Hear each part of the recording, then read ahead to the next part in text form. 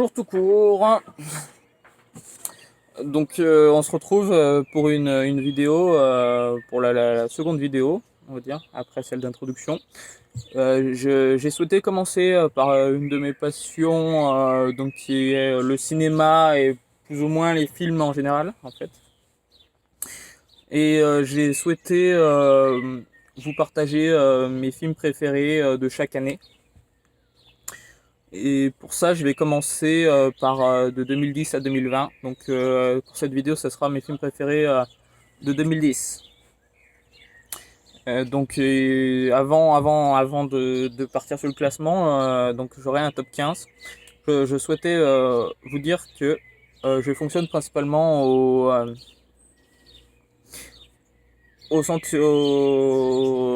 en mode sentimental, on va dire. Même si le film cinématographiquement est pas très bon, mais que j'ai passé un bon moment devant, je, je préférerais ce film. Les mouches. Euh, voilà, vous verrez que dans ce top, il y a finalement assez peu de grands films de cinématographiquement parlant. Donc beaucoup ne vont pas être d'accord avec moi. Et il faut savoir aussi que j'ai pas vu tous les films de 2010. Donc, euh, donc il est possible aussi que j'ai raté quelques pépites, etc. Alors, je vais commencer. Donc, en 15e position, j'ai mis The Way. Donc, The Way, c'est l'histoire d'un pèlerinage, celui de Saint-Jacques-de-Compostelle. Donc, ça retrace plus ou moins les étapes. Donc, si vous aimez la marche en général, et même plus précisément le pèlerinage de Saint-Jacques-de-Compostelle, c'est un film à voir, je trouve. Il est assez intéressant. En 14e place, j'ai mis 127 heures avec James Franco. Un film qu'on pourrait caractériser plus ou moins de huis clos dans une grande majorité du film. Assez intéressant à voir. Si on s'y plonge vraiment, il peut être un peu angoissant, surtout pour les personnes claustrophobes.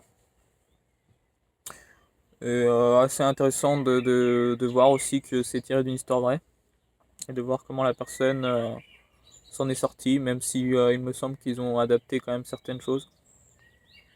En troisième place, j'ai décidé de mettre The Crazies, donc un film, on va dire, de zombies, même s'il me semble, ça fait un petit moment que je l'ai pas vu, mais il me semble que ce ne sont pas des zombies.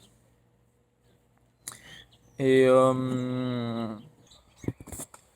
donc ensuite, en 12e place, j'ai décidé de mettre l'étalon noir. Donc je sais pas si vous connaissez, c'est vrai que ça peut être assez peu connu. Il me semble que c'est un remake de Christine de Carpenter. Remake un peu russe, donc un petit peu psychédélique on va dire. Donc assez bon film. En 11e, donc Kung Fu Nani avec Jackie Chan. Une bonne comédie, on se marre bien devant, voilà. Semblable plus ou moins à Babysitter avec Vin Diesel si vous connaissez. Donc voilà. En 10e place, j'ai décidé de mettre Alice au Pays des Merveilles avec Johnny Depp. Une adaptation différente du dessin animé.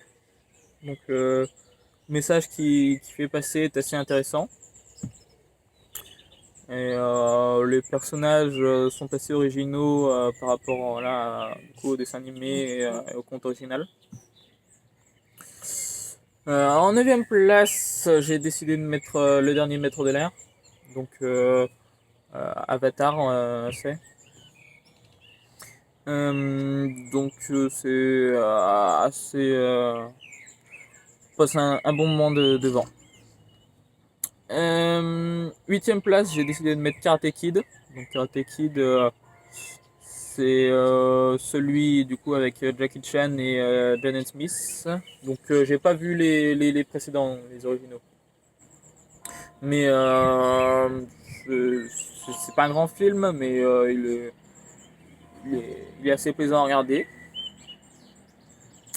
En septième place, donc j'ai mis Tron l'héritage.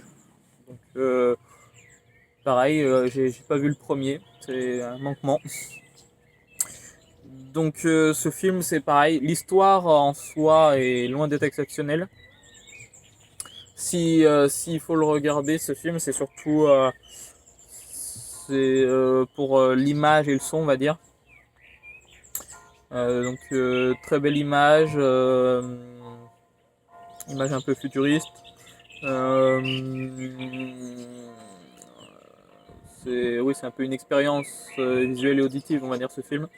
Et la bande originale de Daft Punk, D'Erased, fait partie aussi de mes bandes originales préférées. Donc ça, je vous en parlerai dans une prochaine vidéo.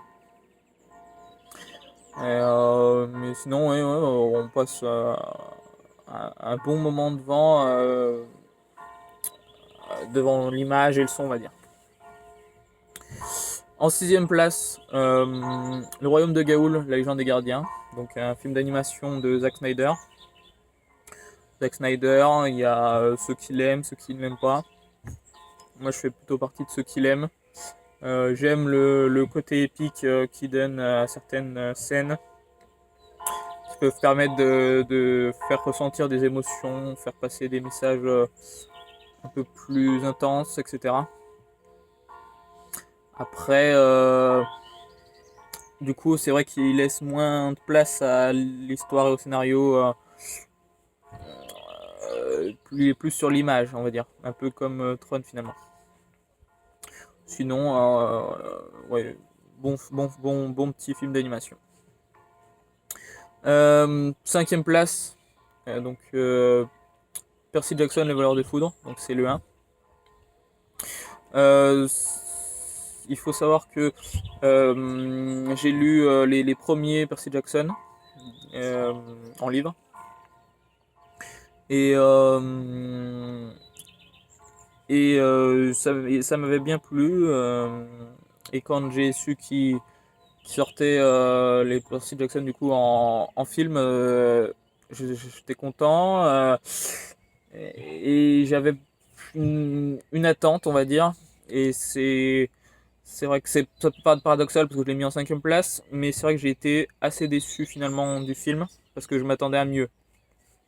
Donc j'ai passé un bon moment devant, mais ouais, je m'attendais vraiment à mieux, à plus d'émotions, plus de ce qui raconte plus de choses, parce qu'il faut savoir aussi qu'il est assez court, il me semble, si je me rappelle bien.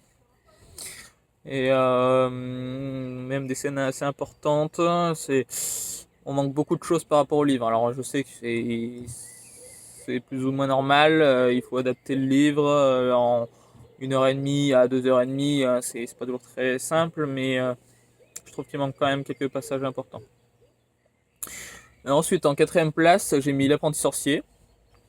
Donc c'est un film Disney sur les légendes, il me semble, de Merlin. Je connais pas trop le Merlin et tout ce qui va avec, mais il me semble que c'est un petit peu une adaptation, on va dire, récente, moderne de, euh, de ce passage-là, avec Nicolas Cage. Donc c'est pareil que Zack Snyder. Il y en a qui l'aiment, il y en a qui ne l'aiment pas. Je fais partie aussi de ceux qui l'aiment plutôt bien. Après, c'est vrai qu'il a fait des choix qui peuvent se discuter sur certains films. Mais, ce qu'on peut pas lui enlever, on va dire, c'est plus ou moins sa signature. Euh, ce qui fait que pour moi, il se démarque de certains acteurs qui jouent pour jouer. Et lui, peut-être qu'il surjoue, mais c'est à ça plus ou moins qu'on le reconnaît facilement. C'est d'ailleurs quand même, il est plus ou moins à l'origine d'une expression quand on dit tu fais du Nicolas Cage, c'est que tu surjoues. Donc voilà, après je peux comprendre que qu'on ne l'aime pas, on ne l'aime pas ou peu. Ensuite, donc on passe au podium. Donc sur la troisième marche du podium, on retrouve Shooters. Ça fait un petit moment que je l'ai pas vu, mais si je me rappelle bien, c'est plus ou moins une histoire de quelqu'un, de gens qui sont à un tournoi de Airsoft, il me semble, et il y a un meurtre ou un braquage, je sais plus, avec justement une de leurs armes. Et du coup, la police recherche le criminel, on va dire, qui est en fuite. Et après, il y a toute une histoire autour. Je vous laisse regarder le film si vous voulez en savoir plus. Deuxième place, donc il faut savoir que ce film, ça fait aussi partie de mes films préférés, tout confondu. C'est un film horrifique, c'est Splice, avec Adrien Brody. Et j'aime bien le message qu'il veut faire passer sur le clonage, la génétique, tout ce qu'il y a à voir un petit peu dans ce domaine. Et donc oui, c'est assez intéressant et j'ai passé un bon moment devant en plus. Ouais, voilà, j'aime vraiment. Et ensuite, première place. Désolé pour la moto. Première place, c'est pour ceux qui me connaissent, ils savent très bien ce que c'est. On change pas de qui gagne, hein. C'est Harry Potter 7, donc et les reliques de la mort, partie 1. Il n'y a rien vraiment à dire sur ça. C'est une saga qui me suit depuis tout petit. Et j'étais très content de voir ce film. J'ai attendu ensuite la partie 2 avec impatience quand on voit comment la partie 1 se finit. Voilà, c'est une valeur sûre, on va dire. Donc voilà, j'ai fini le classement, donc le top 15 en l'occurrence, de l'année 2010, de mes films préférés. J'espère que ça vous a plu. C'était une première fois, je vais essayer de m'améliorer les prochaines fois. La prochaine vidéo, ça sera sûrement du coup sur l'année 2011. On continue dans l'ordre. Et je vous avais parlé aussi d'une petite surprise.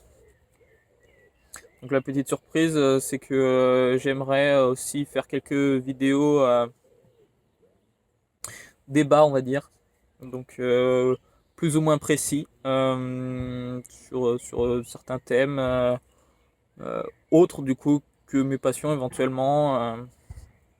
Ça pourrait être intéressant, même des choses où j'ai assez peu de connaissances et du coup apprendre à le découvrir.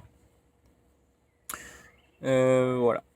Donc on se retrouve la prochaine fois avec sûrement le top 11, le top de l'année 2011. Voilà.